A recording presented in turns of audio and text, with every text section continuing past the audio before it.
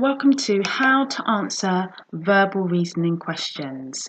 So just quickly go through some general information. As you know, the 11 plus examinations are a set of assessments that schools use in order to decide which pupils to offer a place to.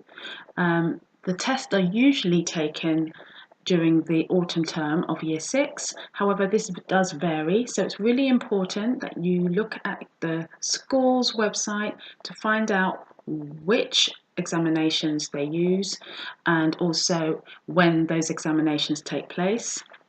But you would usually expect there to be a mathematics component, an English component, which is usually comprised of a comprehension and a writing task.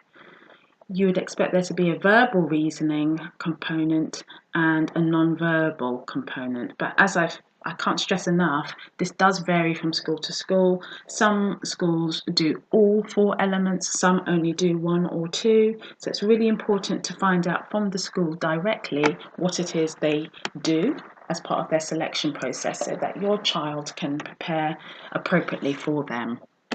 So verbal reasoning can be categorized into 21 different question types. So there really is a broad spectrum of possible questions that your child could encounter during the verbal reasoning test.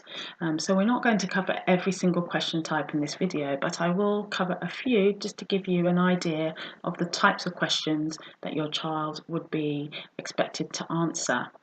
You could put these skills that are being tested under 4 very broad umbrellas of your child's accuracy with their spelling and their grammar, your child having a good understanding of words and the definitions of words, and part of that is being very familiar with synonyms and antonyms, closed passages, and also comprehension questions. Now, I will be making other videos going into a bit more detail about what these types of words are or what these skills are, so you can watch those later after I've uploaded those, just to get a bit more information about what each one of those word types are. Okay, so let's look at the first question. So this question says, find the missing word to complete the second set. So if we read the full question here, it says, the words in the second set follow the same pattern as the words in the first set.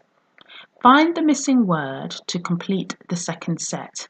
So we have an example here. So let's look at the example in a bit more detail. And I'll just mention that all of these questions are lifted from an absolutely free 11 plus exam paper produced by Bond. And if you click on in the description below, that will have a direct link to the free resources that you can download and use with your child. So let's look back at this example. So if we look at this example here, we've got the word vile, vet, and fact. So what it's asking you to do is spot the pattern that's being used and apply it to the next set of words. So if we look here, we've got vile, so they've taken the first letter of vile and put it as the first letter of the word within the brackets. The next letter we have is E, so in this one they've taken the last letter of the word vile and put it in the middle. And then finally they've taken the last letter of the second word outside of the brackets and put it at the end of the word to make a new 3-letter word. So they've applied the same rule to this next word here. So we've got first letter first, then we've got the last letter last, the last letter in the middle, and then we've got the final letter of the second word at the end. So it follows the same pattern. So we need to look for a pattern here. We need to identify the pattern, then apply it to the second set. So let's look at the first. This time we've got a 4-letter word, but it's the same process. So we've got the first letter here, road, of the word road, and they've put that first letter here, with the first letter in the middle, okay? So let's apply the same rule with R1. So we've got the first letter W, so I'm going to put that in there, W. So let's look what they've done next. Now they've taken the letter A, which is in this one the third letter of the first word. So my word, that's A as well, so I'm going to put that there, A. What they've done next is they've taken the final letter of the second word and put that as the third letter, so I'm going to do the same thing, which is the last here, so I'm going to put that there. And then they've taken the first letter here and they've placed that as the final letter. So my first letter here is D, so my word is wand. Okay, let's look at the next question. Find the three-letter word that completes the word in capital letters and finishes the sentence in a sensible way. So here they've got, in the example, I'll put some GED, cheese, on the pizza. And they've got the solution and they've written the word rat. Okay, so it has to be, the solution has to be a word in its own right. But then when we combine those two, and it's not just put at the end or put at the beginning, the letters can be spread out amongst the word itself, which it is in this example. Okay, so if we integrate rat with ged, we end up with grated. Okay, so we've got here the word they found, which was rat, grated. I'll put some grated cheese on the pizza. So again, we're going to look at the three-letter word that we can put in there, and it has to be a complete word in its own right that will drop into these letters here. So the sentence is, my cousin wears in the swimming pool. So I'm looking for a word here that would make sense. So your child really has to understand the context. You have to understand the context of the word you're trying to crack. What would make sense there? So you're looking at vocabulary that's associated with a certain topic. Well, I know if I'm going swimming, I need certain things. There's certain things that I'd wear. I'd wear a swimming costume. That doesn't fit the letters that we've got here, so it's not going to be swimming costume. I might wear a swimming cap. I might wear goggles. Or if I'm learning to swim, I might wear armbands. And this is where your understanding of spelling comes in, because you need to know how to spell armbands accurately to know that the missing letters here in the spelling of armbands is ban. Okay, because if we were to put that in there, we'd have arm, then we'd have ban, bands, armbands. Okay, let's look at this next question. Find the letter that will finish the first word and start the second word of each pair. The same letter must be used for both pairs. Either mark the letter on the answer sheet or write it on the line. And this really stems back to my previous point of finding out who the exam provider is, because GL assessments and CEM assessments have very different ways of recording answers, and you really need to be familiar with that in order to be successful in answering the questions. So let's have a look at this example. They've already given us the solution of E, because if you were to drop E into the brackets, we'd have the word care, and we'd also have the word easy. Also, if we put E in the brackets here, we'd make two words, fire, and we'd make another word, ever. Okay, so really you have to go through a kind of trial and error, looking at the letters that you can see and thinking to yourself, okay, which letter could I drop in there to make a letter? I mean, one approach could be going through systematically through the letters of the alphabet. You know that you're going to need a consonant there, because straight away you wouldn't be able to make a word dropping a vowel in there with those letters at the very first word. So if I started with B, that wouldn't work, because bify, gobe, doesn't work. So I could go through until I get to a letter that works for one. So I know goad works, and I also know that defy works. So then I need to check it works equally for the next one.